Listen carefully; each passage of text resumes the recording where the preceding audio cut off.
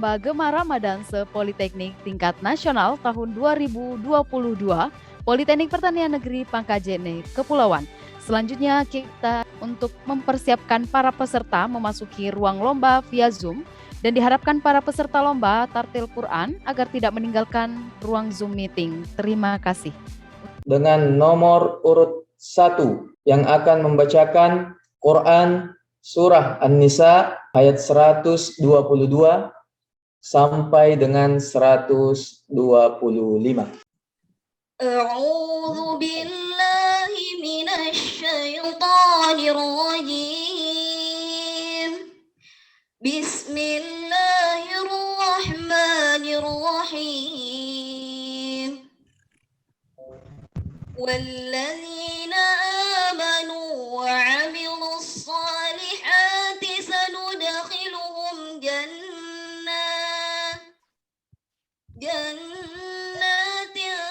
تجري من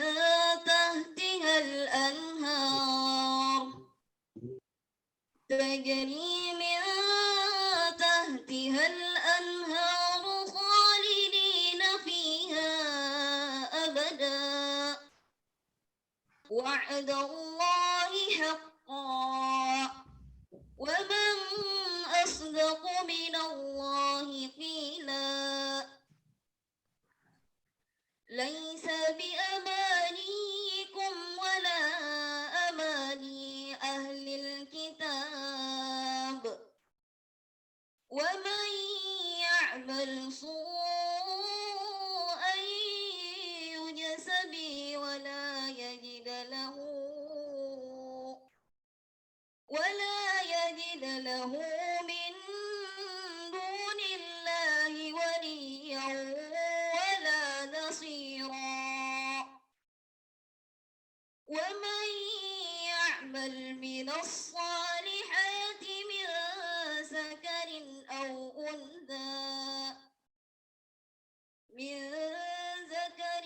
أو أنثى وهو مؤمن فأولئك يدخلون الجنة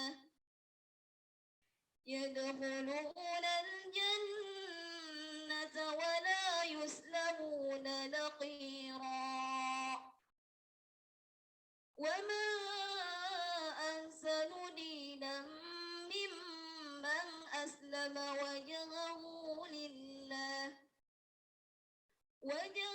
لله وهو محسن واتبع ملة إبراهيم حنيفا واتخذ الله إبراهيم خليلا صدق الله العظيم.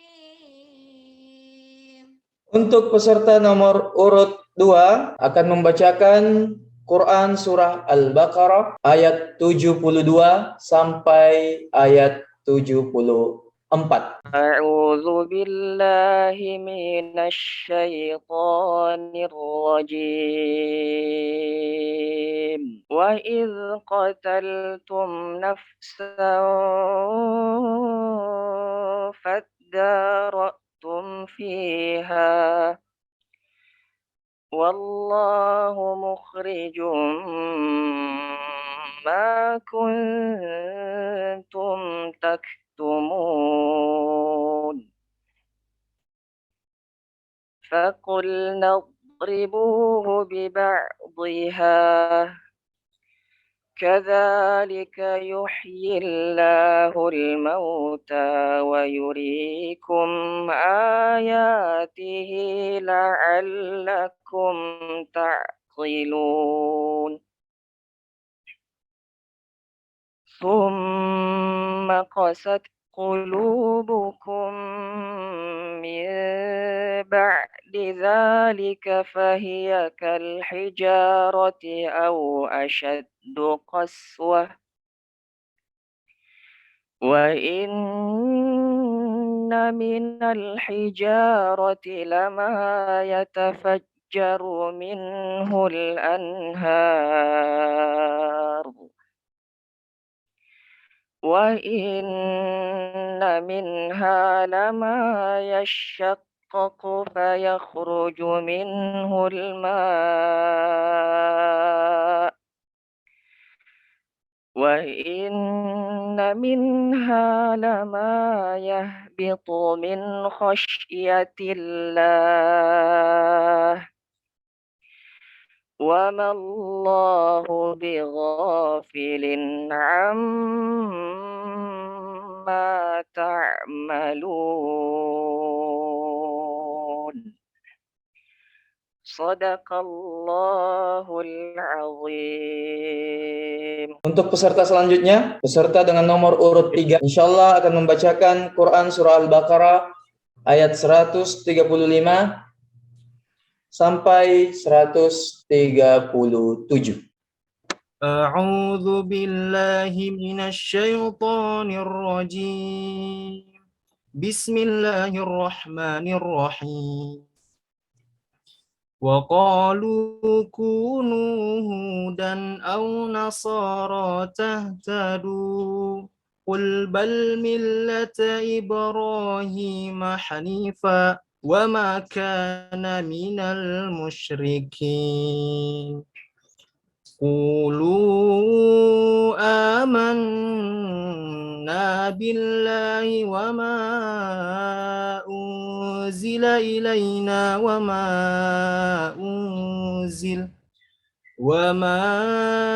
unzila ilaina wa ma unzila ila Ibrahim wa Ismail wa Ishaq wa Ya'qub wal asbaq wa ma utiya Musa wa Isa wa ma utiya an-nabiyyuna min rabbihim la nufarriqu baina ahadin minhum wa nahnu lahu muslimun. Fa in amanu bimithli ma amantum bihi faqad ihtadaw wa in tawallaw fa innama hum fi shiqaq fasayakfikahumullah wa huwas sami'ul alim. Shallallahul aliyyul azim. Peserta selanjutnya, peserta dengan nomor urut 4, insyaallah akan membacakan Quran Surah Al-Baqarah ayat 195 sampai 196. A'udzu billahi minasy syaithanir rajim. Bismillahirrahmanirrahim. Wa anfiqu fi sabilillahi wa la tulqu بأيديكم إلى التحلقة وأحسنوا إن الله يحب المحسنين وأتموا الحج والعمرة لله فإن أحصرتم فما استيسر من الهدي ولا تحلقوا رؤوسكم حتى يبلغ الهدي محله فمن كان منكم مريضا أو به أذى من رأسه ففدية من صيام أو صدقة أو نسك فإذا أمنتم فمن تمتع بالعمرة إلى الحج فما استيسر من الهدي فمن لم يجد فصيام 3 أيام في الحج فسبعة أيام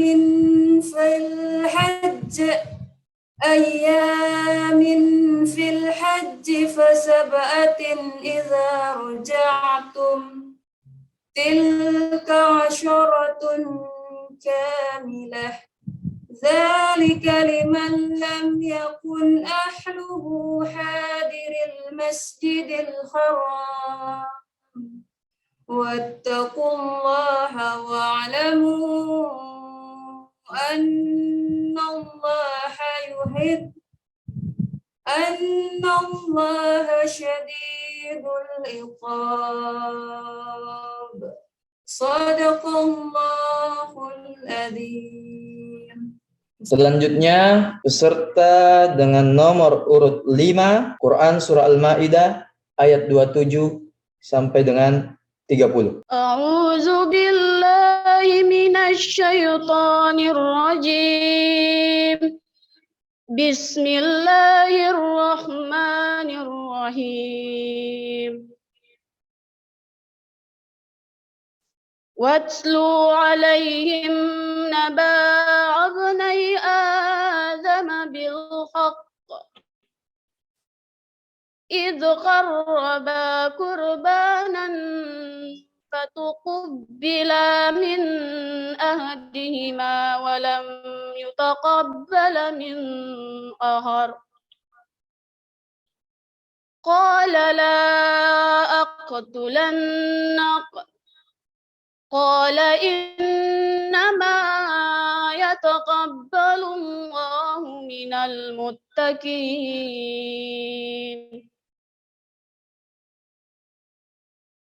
لئن بسطت إلي يدك لتقتلني ما أنا بباسط يدي إليك لأقتلك إني أخاف الله رب العالمين. Inni uridu an tabu bi ismi wa ismi kafatakuna min ashabin nar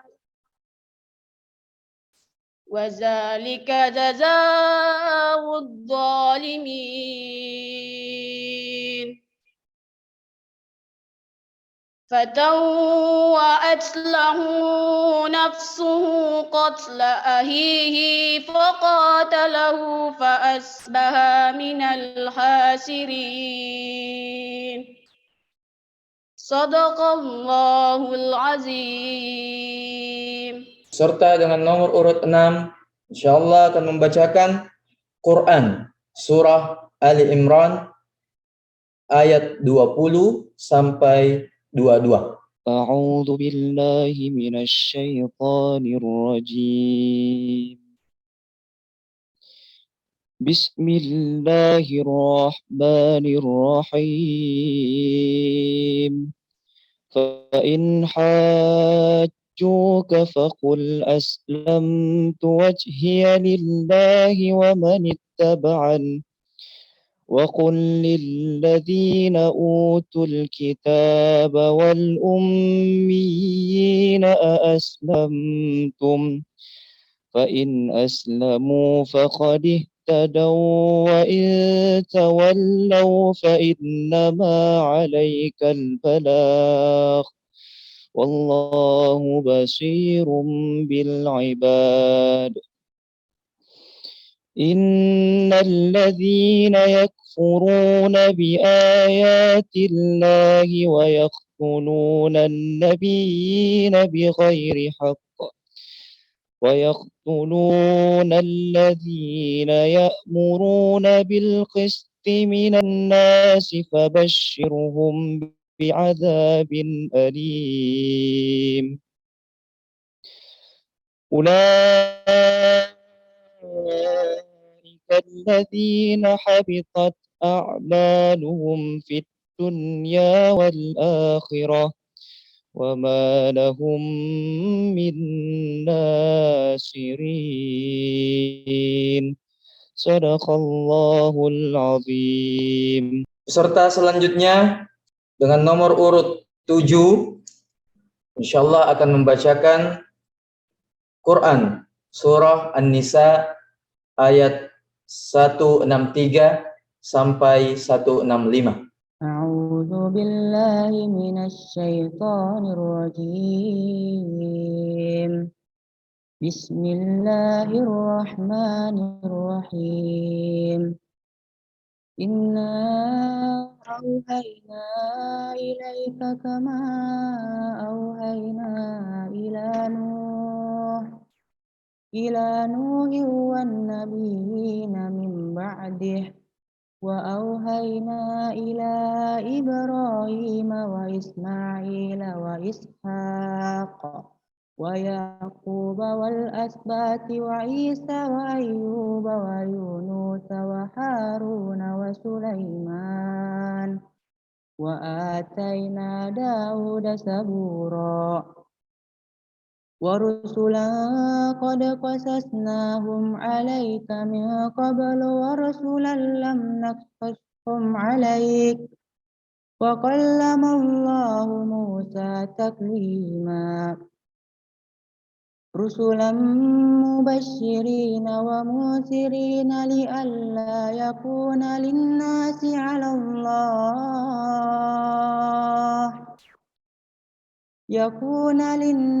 على الله حجة بعد الرسول وكان الله عزيزا حكيما صدق الله العظيم. Peserta dengan nomor urut 8 akan membacakan Quran surah Al-An'am ayat 74 sampai dengan 79. A'udzu billahi minasy syaithanir rajim.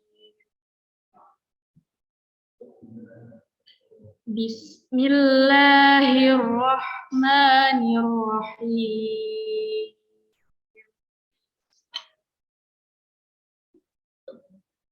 وَإِذْ قَالَ إِبْرَاهِيمُ لِأَبِيهِ آزَرَ أَتَتَّخِذُ أَصْنَامًا آلِهَةً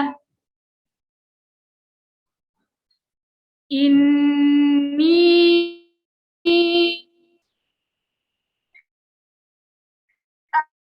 أَرَاكَ وَقَوْمَكَ فِي ضَلَالٍ مُبِينٍ وَكَذَلِكَ نُرِي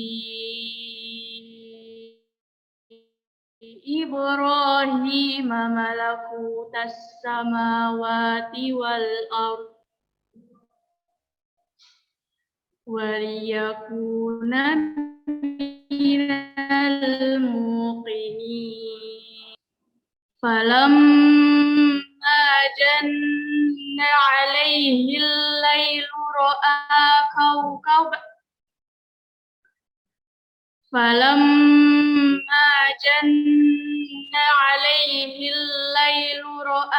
كَوْكَبًا قَالَ هَٰذَا رَبِّي فَلَمَّا أَفَلَ قَالَ لَا أُحِبُّ الْآفِلِينَ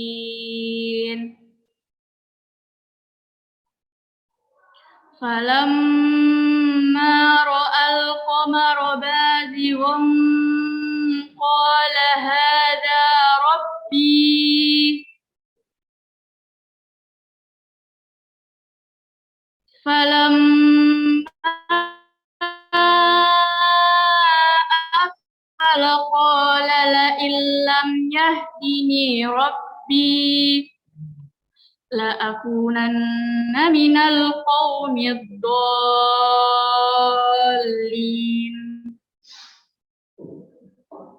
فَلَمَّا رَأَى الشَّمْسَ بَازِغَةً قَالَ هَٰذَا رَبِّي قال هذا ربي هذا أكبر فلما أفلت قال يا قوم إني بريء مما تشركون إني وجهت وجهي للذي فطر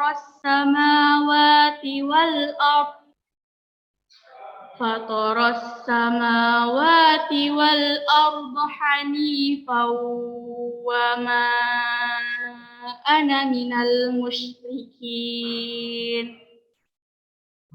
صدق الله العظيم. Selanjutnya, peserta dengan nomor urut 9, insyaallah akan membacakan Quran Surah Al-Anfal ayat 22 sampai dengan 25. A'udzu billahi minasyaitonir rajim.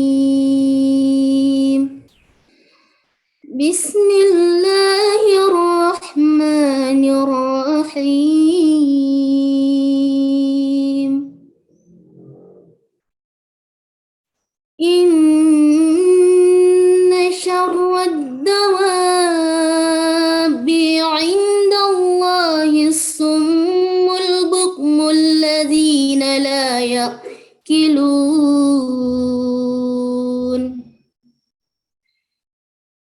Walau 'alimallahu fihim khairan la asma'ahum. Walau asma'ahum latawallaw wa hum mu'ridun.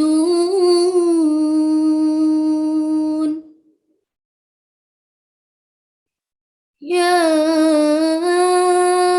ayyuhalladzina amanu istajibu lillahi walirrasul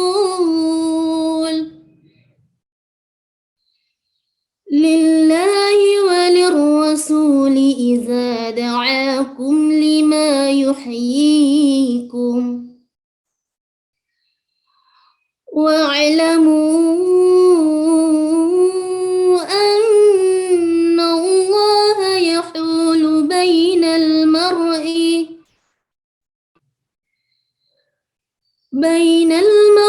wa qalbihi wa annahu ilayhi tuhsyarun.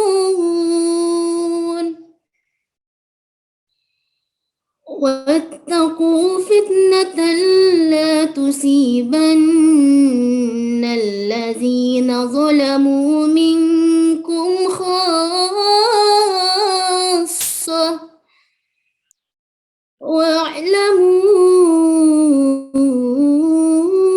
anna Allaha syadidul 'iqab. Sadaqallahul azim. Peserta selanjutnya, peserta dengan nomor urut 10, insyaallah akan membacakan Quran Surah Al-A'raf ayat 26 sampai 28. A'udzu billahi minasy syaithanir rajim. Ya bani Adam qad anzalna 'alaikum libasan yuwari sawatikum wa risha wa libasut taqwa dzalika khair. Dzalika min ayatillah. Dzalika min ayatillahi la'allahum yadhakkarun. Ya bani Adam la yaftinannakumus syaitanu kama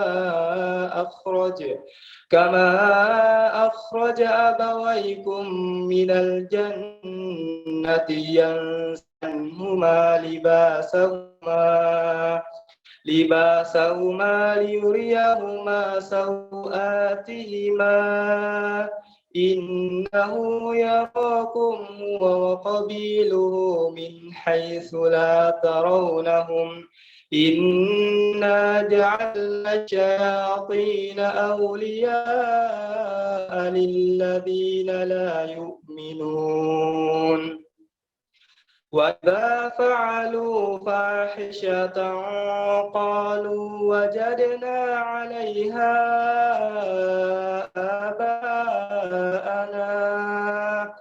قالوا وجدنا عليها آباءنا والله أمرنا بها قل إن الله لا يأمر بالفحشاء أتقولون على الله ما لا تعلمون صدق الله العظيم. Peserta nomor urut 11, Quran Surah Ibrahim ayat 28 sampai 32. A'udzu billahi minasy syaithanir rajim. Bismillahirrahmanirrahim. Alam tara ilal ladzina baddalu ni'matallahi kufran wa ahallu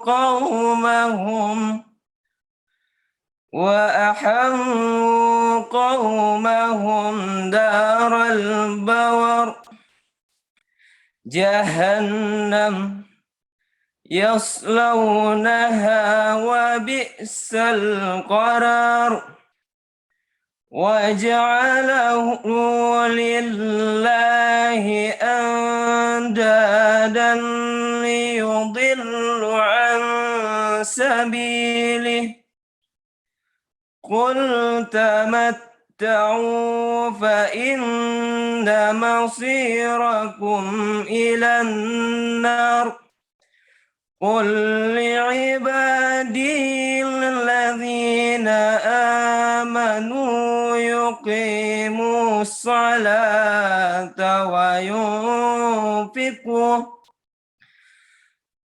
وينفقوا مما رزقناهم سرا وعلانية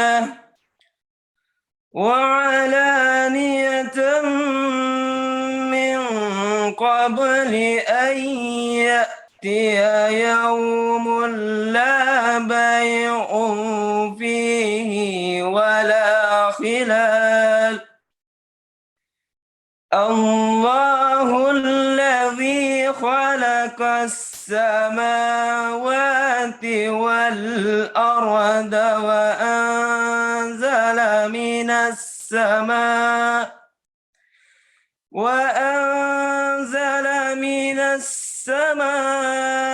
ماء فأخرج به من الثمرات رزقا لكم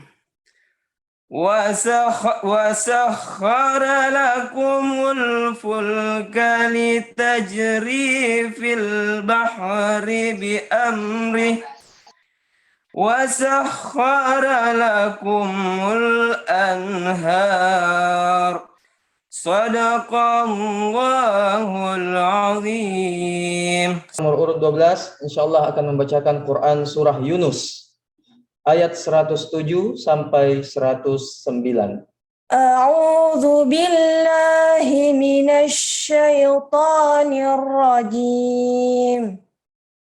Bismillahirrahmanirrahim. Wa in yamsaska Allahu bidurrin fala kashifa lahu illa hu wa in yuridka bi khairin fala radda li fadlihi يصيب به من يشاء من عباده وهو الغفور الرحيم قل يا أيها الناس قد جاءكم الحق من ربكم فمن اهتدى فإنما يهتدي لنفسه ومن ضل فإنما يضل عليها وما أنا عليكم بوكيل واتبع ما يوحى إليك واصبر حتى يحكم الله وهو خير الحاكمين صدق Allahul Azim. Peserta dengan nomor urut 13. Peserta nomor urut 13 insyaallah akan membacakan Quran surah Maryam ayat 16 sampai 21. Tafadhal. A'udzu billahi minasy syaithanir rajim. Bismillahirrahmanirrahim. Wazkur fil kitabi Maryam إذ انتبذت من أهلها مكانا شرقيا فاتخذت من دونهم حجابا فأرسلنا إليها روحنا فتمثل لها بشرا سويا قالت إني أعوذ بالرحمن منك إن كنت تقيا قال إنما أنا رسول ربك لأهب لك غلاما زكيا قالت أنى يكون لي غلام ولم يمسسني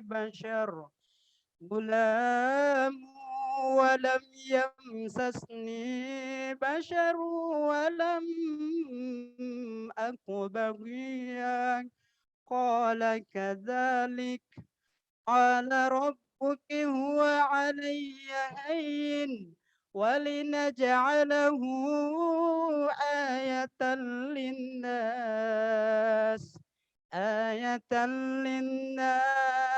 ورحمة منا وكان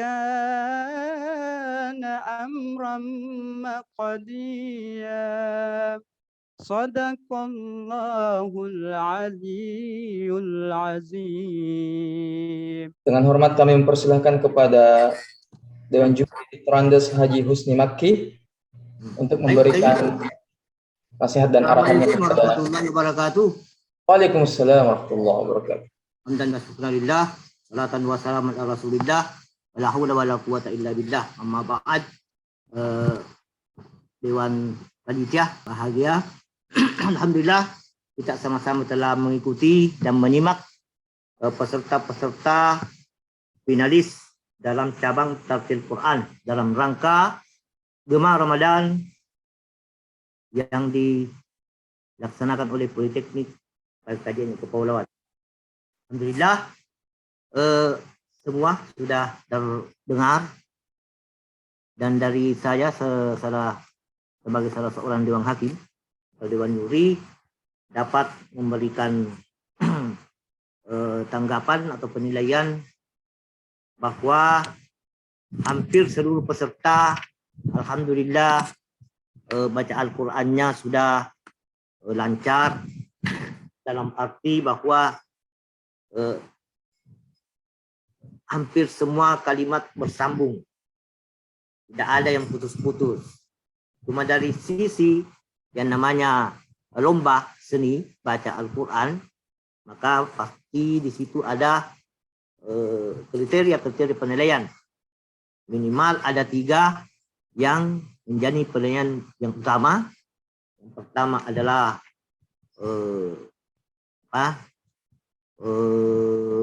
tajwid, terus fasahah, dan irama atau suara lagu. Biasa bergabung jadi 3. Hampir semua peserta, menurut pengamatan saya, itu masih perlu, anak-anakku perlu masih terus belajar memperhatikan persoalan tajwid dalam arti makhraj hurufnya, terutama yang berkaitan dengan mad kasar. Ini yang merata ini. Ini makhraj hurufnya hampir semua sama dan sudah bagus, cuma masih perlu pembenahan. Yang paling tadi ini, yang paling banyak salah ini adalah mad kasar. Di situ harus diperhatikan ini, hampir semua peserta. Panjang pendeknya. Terus di mana harus berhenti, di mana harus memulai. Di sini juga banyak tadi.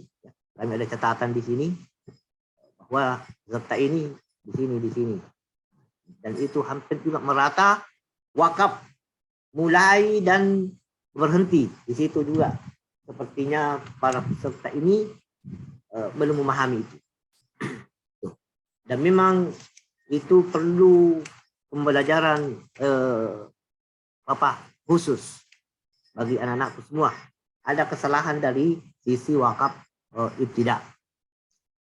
Sehingga saya selaku seorang dewan hakim juri mengharapkan kepada anak-anakku ini, karena alhamdulillah walaupun notabene kuliahnya di fakultas atau perguruan tinggi umum, namun baca Al-Qur'annya sudah bagus dan diharapkan seluruh mahasiswa, bukan hanya yang di seluruh seleksi ini, tapi diharapkan setelah selesai ini kegiatan, para dosen-dosen, khususnya dosen agama di masing-masing perguruan tinggi ini, supaya betul-betul memperhatikan dan membuat kegiatan-kegiatan khusus atau ekstrakurikuler di masing-masing perguruan tinggi.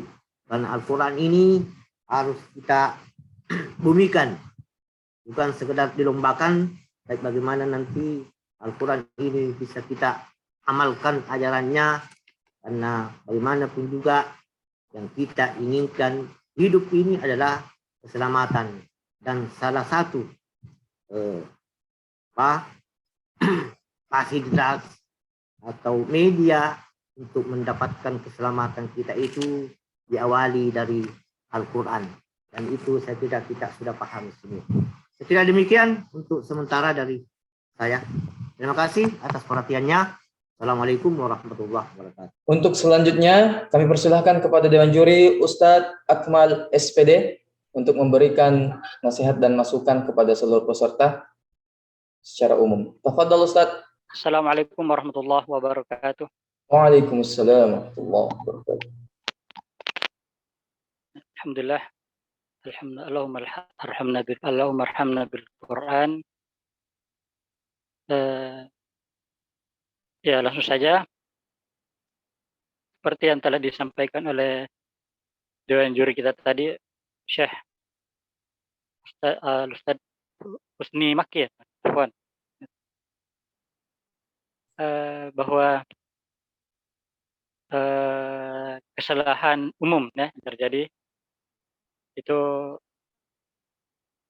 hampir semua peserta, ya kesalahannya masih hampir sama semua, yaitu kesalahan di mad ya, kesalahan di mad, baik itu yang terbalik ya, yang seharusnya panjang jadi pendek atau yang seharusnya tidak panjang jadi panjang. Selanjutnya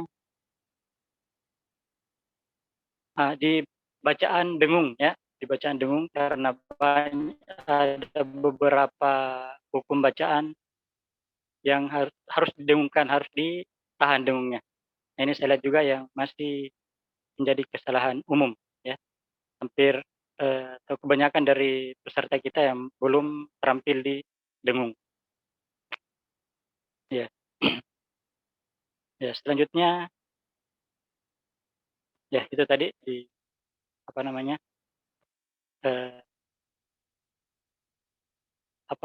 Di mana berhenti dan di mana memulai ya. Waqaf tidak, ya waqaf tidak. Baik, saya kira itu ya. Ada yang sudah bagus baca suaranya, tadi yang dari Waqaf alhamdulillah suaranya bagus, cuman perlu pembenahan tidak. Jadi itu mungkin sedikit dari saya.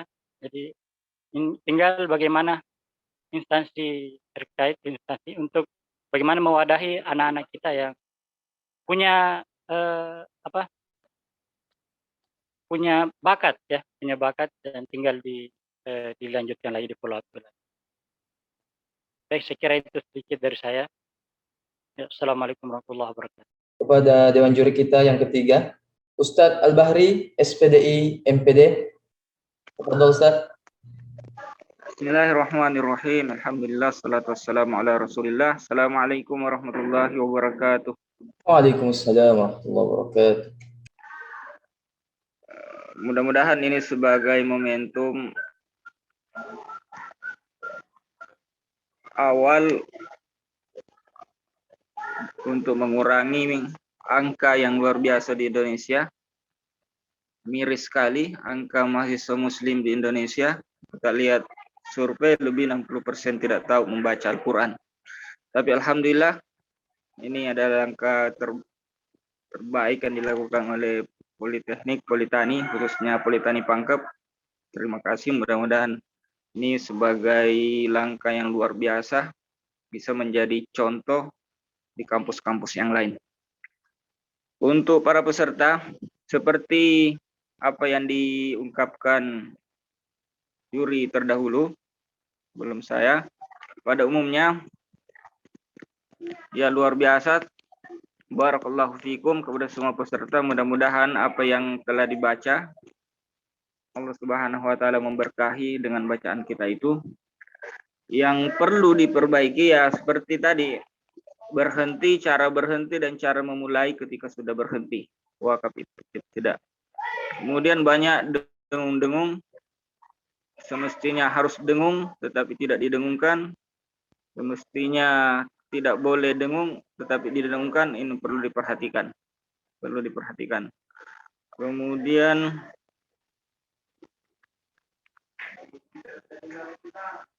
saya mengkategorikan ada kesalahan fatal. Kesalahan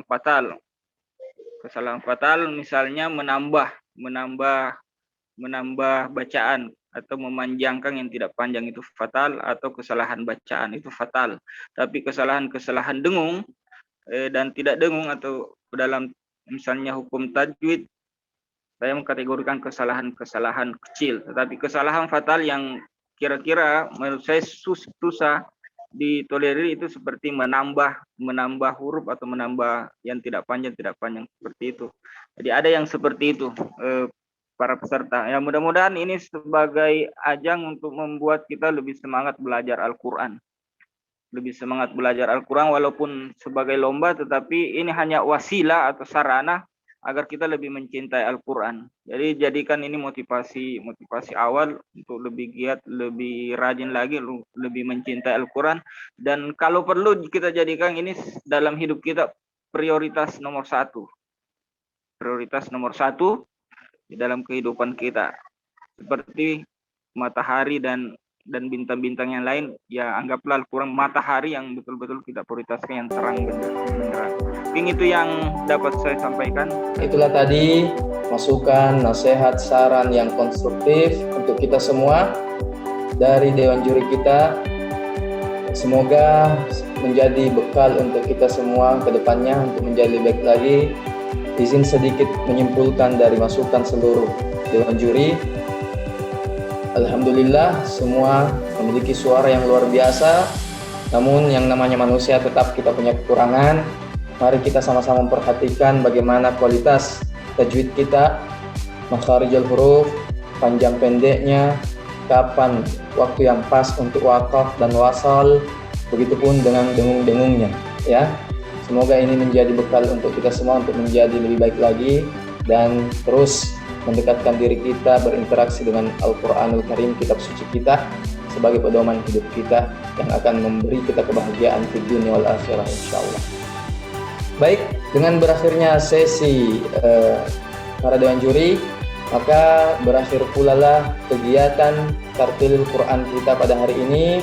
Tentu kita berharap semoga Allah meridhai dan merahmati kita semua melalui kegiatan ini, dan terima kasih sekali lagi kepada Al-Mukarramun, kepada seluruh dewan juri, dan terima kasih yang luar biasa untuk adik-adik peserta yang turut berkontribusi dan menjadi finalis.